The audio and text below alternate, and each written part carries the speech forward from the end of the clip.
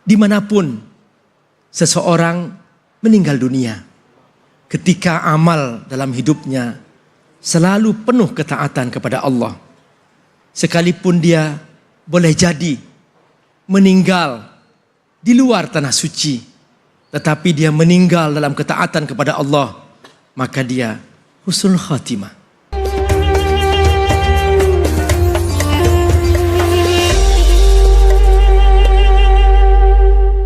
A'udzubillahi minasyaitonirrajim. Bismillahirrahmanirrahim. Assalamualaikum warahmatullahi wabarakatuh. Assalamualaikum warahmatullahi wabarakatuh. Alhamdulillahi rabbil alamin. Puja dan puji mari kita panjatkan atas kehadirat Allah Subhanahu wa taala. Tidak lupa kita berikan salawat dan salam kita kepada junjungan kita Nabi besar Muhammad sallallahu alaihi wasallam beserta keluarga, sahabat dan umatnya yang setia hingga akhir zaman. Ibu, bapak yang dirahmati Allah, bagaimana kabarnya? Sehat? Badan sehat? Jasmani sehat? Dompet sehat? Alhamdulillah. Masya Allah, nikmat luar biasa pada saat kita diberikan kesehatan, kebaikan, limpahan rezeki dan karunia dari Allah Subhanahu wa taala. Hari ini tentunya senang juga bagi kami semua bisa menemani Bapak Ibu dan juga pemirsa yang ada di rumah ya, untuk bisa sama-sama kita kembali lagi belajar mendekatkan diri kita kepada Al-Quran, karena Al-Quran adalah huda linnas, petunjuk bagi umat manusia. Dan pada kesempatan kali ini kita akan mengangkat tema yaitu mengharapkan kematian yang indah. Bu, pengen masuk surga? Pak, pengen masuk surga? Mau? Pengen ketemu Rasulullah? Mau sekarang apa besok? Suka gitu sih. Ditanya mau masuk surga, mau. Ditanya mau sekarang apa besok, pada ketawa. Harapan kita adalah masuk ke dalam surganya Allah. Kalau kita punya iman, kapan aja dipanggil, siap. Betul apa betul? Betul. Nah, yuk kita sama-sama mempersiapkan datangnya kematian. Ya, untuk itu mari sama-sama di kajian pertama kita akan membahas surah Ali Imran ayat 190 sampai 191 bersama guru kita Al-Ustadz Al-Mukarram Abi Amir Faisal. Untuk itu kepada beliau kami persilakan. Silakan Abi, fadhol. Bismillahirrahmanirrahim. Assalamualaikum warahmatullahi wabarakatuh.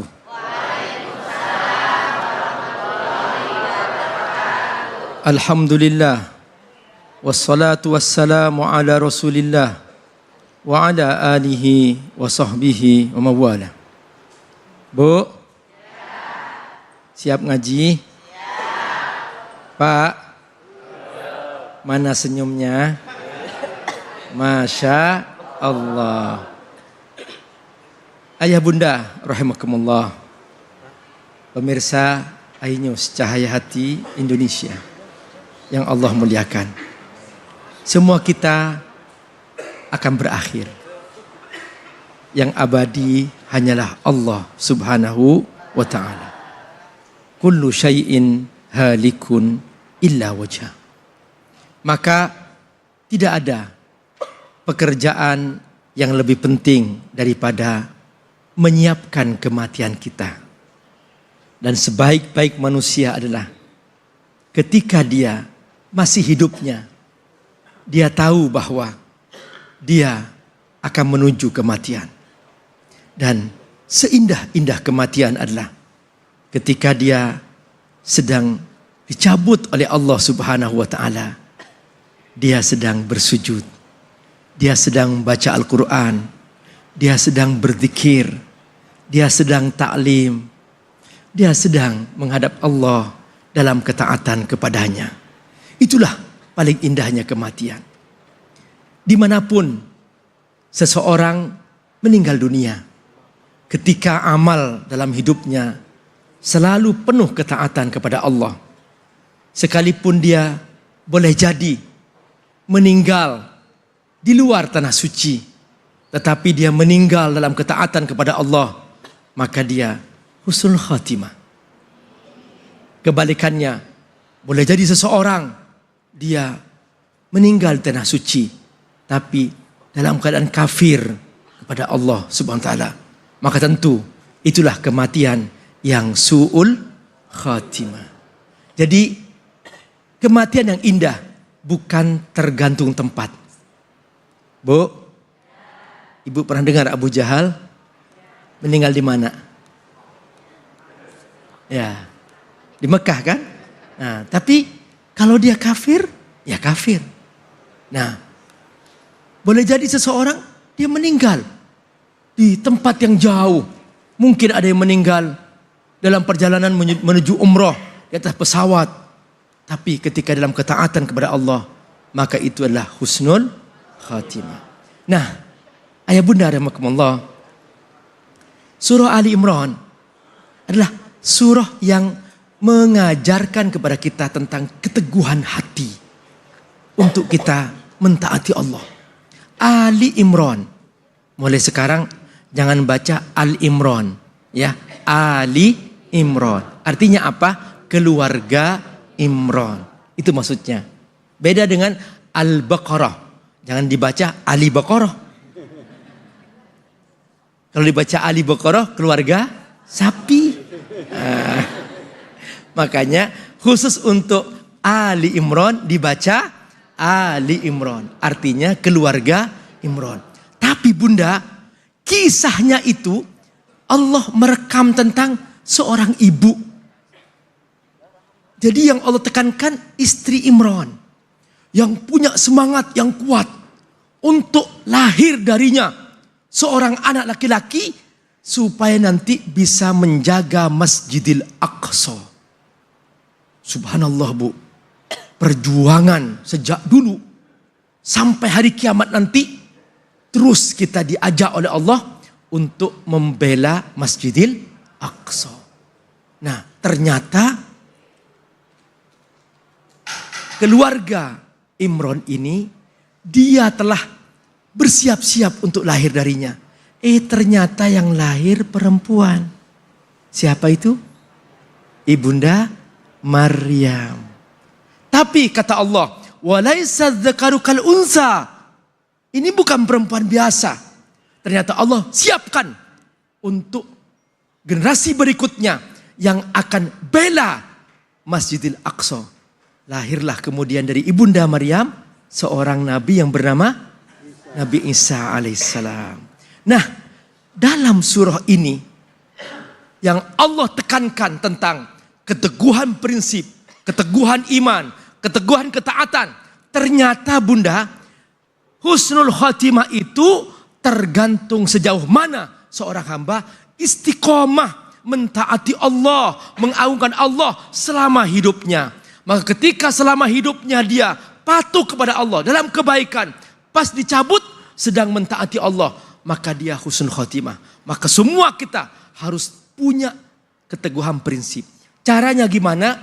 Di antaranya adalah ada ayat 190. Allah menyebutkan tentang kebesaran Allah Subhanahu wa taala. Inna fi khalqis samawati wal ard. Sesungguhnya dalam penciptaan langit dan bumi, waqtilafil laili wan nahar, dan perbedaan, pergantian siang dan malam, la ayatil liulil albab. Ada bukti-bukti kebesaran Allah bagi mereka yang berfikir. Caranya gimana? Gunakan akal kita. Jadilah ulil albab. Jadilah manusia yang berfikir. Karena manusia yang berfikir, mereka yang mengerti cara mentaati Allah Subhanahu wa ta'ala. Lalu Allah kasih cara. Bagaimana supaya seorang hamba siang dan malam dia selalu dalam ketaatan kepada Allah. Allah menyebutkan, alladzina yadhkurunallaha qiyaman wa qu'uda. Orang-orang yang cerdas itu, ulul albab itu, mereka adalah orang-orang yang selalu berzikir kepada Allah. Selalu ingat Allah. Bu, mengapa seseorang melakukan dosa? Karena lupa Allah. Coba seandainya dia selalu ingat Allah, bahwa Allah melihat dia, berbuat dosa enggak? Enggak. Dulu pernah ada seseorang minta izin kepada khalifah. Wahai khalifah, izinkan aku berbuat maksiat. Izinkan aku berzina. Kata khalifah, silakan. Terus kemudian dia minta syarat. Apa syaratnya? Kata khalifah, syaratnya cari tempat yang Allah nggak tahu. Bisa nggak? Nggak bisa. Makanya yadhkurun Allah maksudnya dia ingat Allah. Bukan sekedar melihat, bukan sekedar beristighfar. Tapi yang dilihat maksiat. Dia melihat gambar maksiat. Astagfirullah, astagfirullah. Masa begitu? Ya enggak lah bu. Ya makanya di sini kata Allah. Alladzina yadhkurunallah. Inilah orang cerdas. Dialah selalu ingat Allah. Berzikir kepada Allah. Qiyaman. Dalam keadaan berdiri. Wa qu'udan. Dalam keadaan duduk. Wa ala junubihim. Capek berdiri. Duduk. Capek duduk. Berbaring. Wa ala junubihim. Sambil berbaring.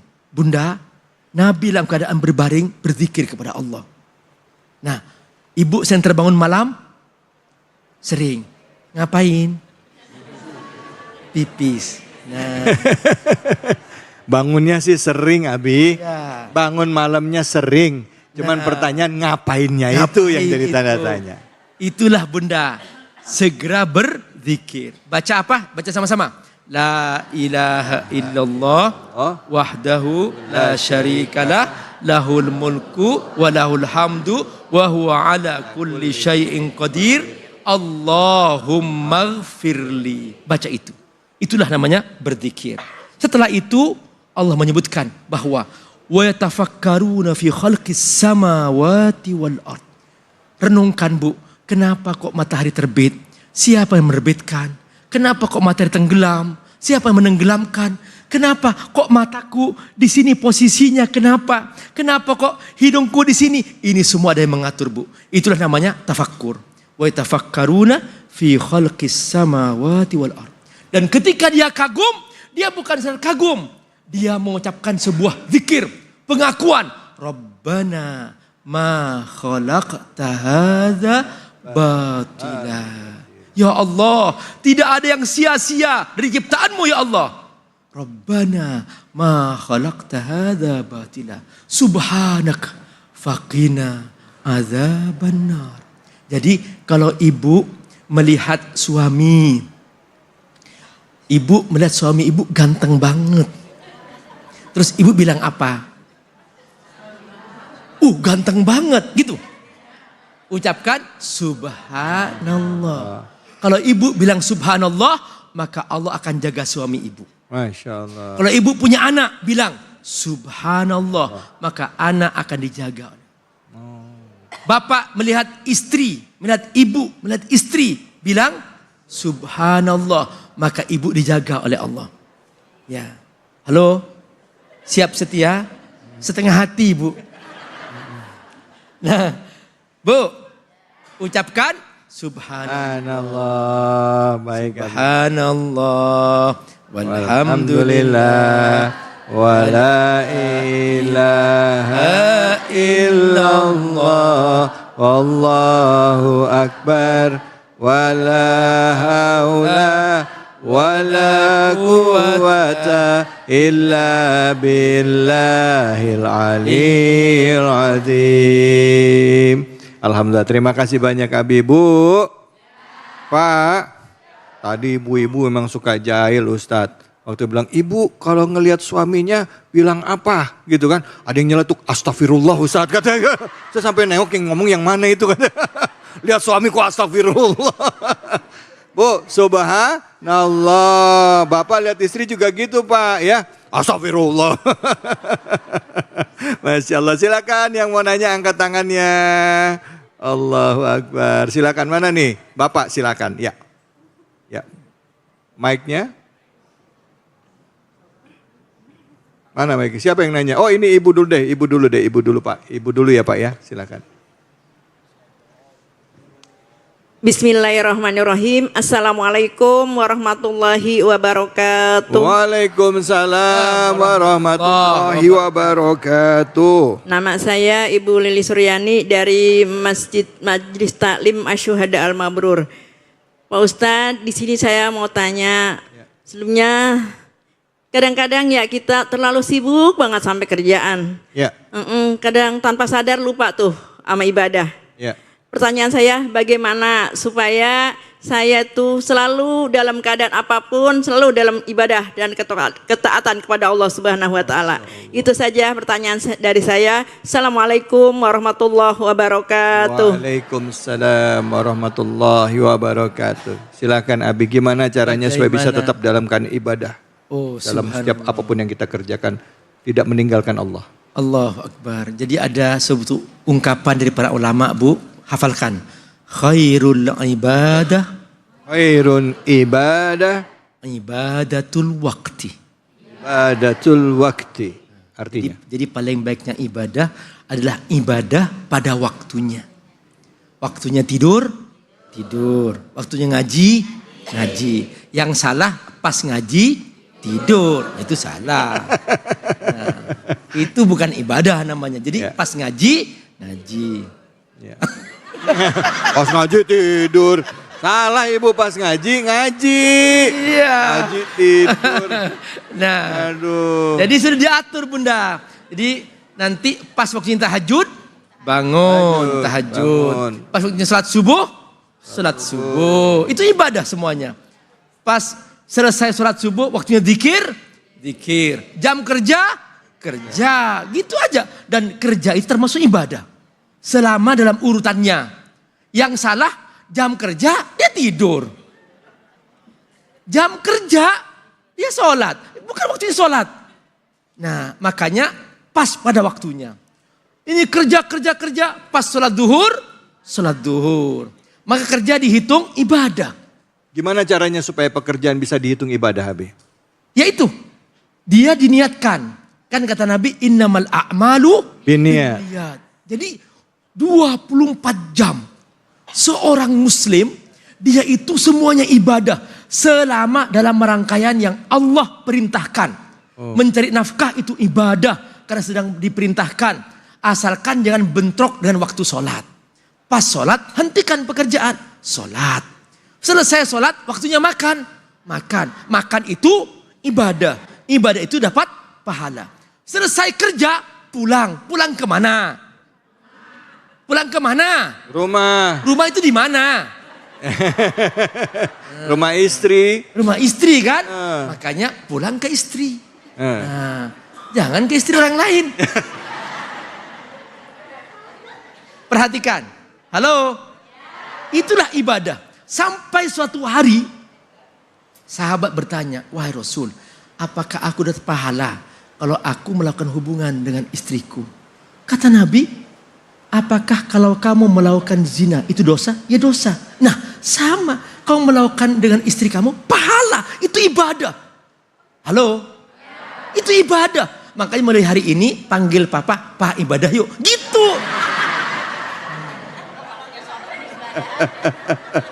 Abi bisa. Ya benar sih memang ibadah ya Bu ya. Betul ya Bu ya kan pakai doa ya kan ambil wudhu. Doa, niat ya insya Allah kalaupun hamil, kehamilan anaknya jadi anak yang soleh atau soleha. Amin ya robbal alamin. Baik, udah jelas ya Bu ya. Tadi apa kalau bangun tidur malam doanya apa tadi? Zikirnya apa tadi? Coba saya mau dengar coba sama-sama ya Bi yuk. La ilaha illallah wahdahu la syarikalah. Lahul mulku wa lahul hamdu wa huwa ala kulli syai'in qadir. Allahumma gfirli. Kata Nabi kalau melakukan itu Allah akan mengampuni semua dosanya. Amin, amin, amin ya rabbal alamin. Diingat ya Bu ya. Boro-boro Ustadz, orang ini aja baru tidur setengah sadar setengah enggak katanya. Dihafalin, dilatih sampai sekarang ya, sampai Roma dihafal. Oke, jangan kemana-mana, kita akan lanjut lagi tetap di sini di Cahaya Hati Indonesia.